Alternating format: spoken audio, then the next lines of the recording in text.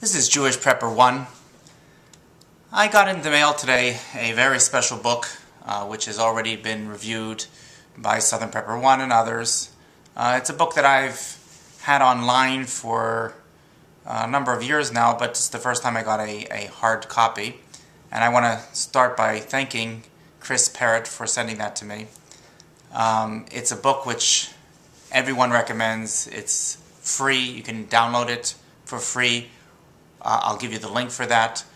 Or you can order it at cost.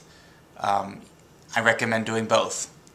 But for those out there that are either too lazy to do so, or don't have the money, or rather may possibly just listening, they're more auditory and they prefer to listen to things rather than to read them in a book or on a computer, I figured I'd do a few segments where I would read to you parts of the manual, and that way you'd get an idea. This is the LDS Preparedness Manual. This is the volume 5.03 from January 1st, 2011.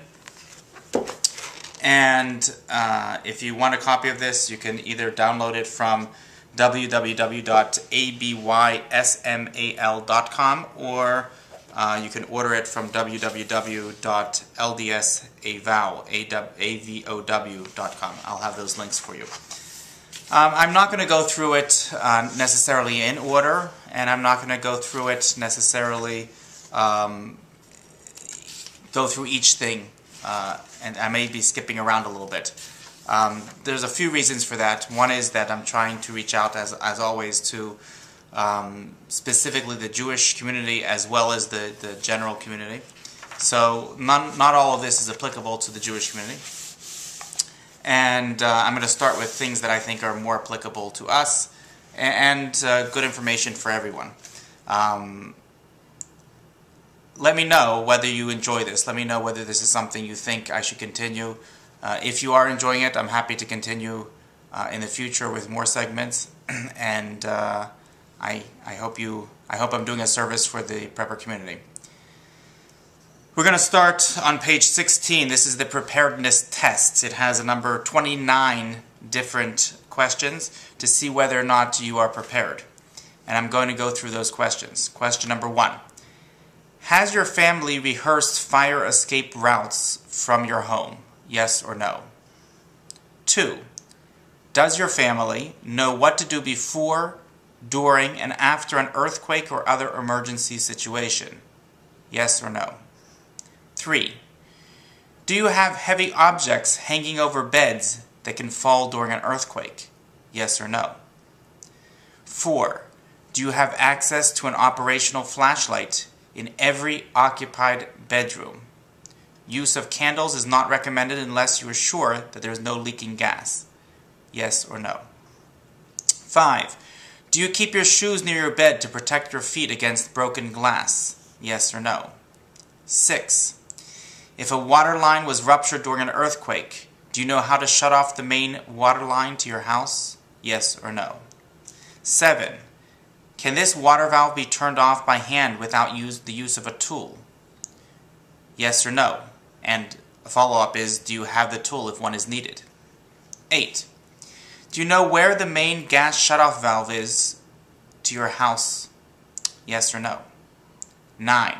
If you smell gas, do you know how and would you be able to shut off this valve? Yes or no? 10. Gas valves usually cannot be turned off by hand. Is there a tool near your valve? Yes or no? 11. Would you be able to safely restart your furnace when gas is safely available? Yes or no? 12. Do you have working smoke alarms in the proper places to warn you of fire? Yes or no? 13. In case of a minor fire, do you have a fire extinguisher that you know how to use? Yes or no? 14. Do you have duplicate keys and copies of important insurance and other papers stored outside your home? Yes or no? 15. Do you have a functional emergency radio to receive emergency information? Yes or no? 16. If your family had to evacuate your home, have you identified a meeting place? Yes or no? If an emergency lasted for 3 days, 72 hours, before help was available to you and your family? 17. Would you have sufficient food? Yes or no? 18. Would you have the means to cook food without gas and electricity? Yes or no? 19. Would you have sufficient water for drinking, cooking, and sanitary needs? Yes or no? 20. Do you have access to a 72-hour evacuation kit? Yes or no? 21. Would you be able to carry or transport these kits? Yes or no? 22. Have you established an out-of-state contact? Yes or no? 23. Do you have a first aid kit in your home and in each car? Yes or no? 24. Do you have work gloves and some tool for minor rescue and cleanup? Yes or no? 25. Do you have emergency cash on hand? During emergencies, banks and ATMs are closed. Yes or no?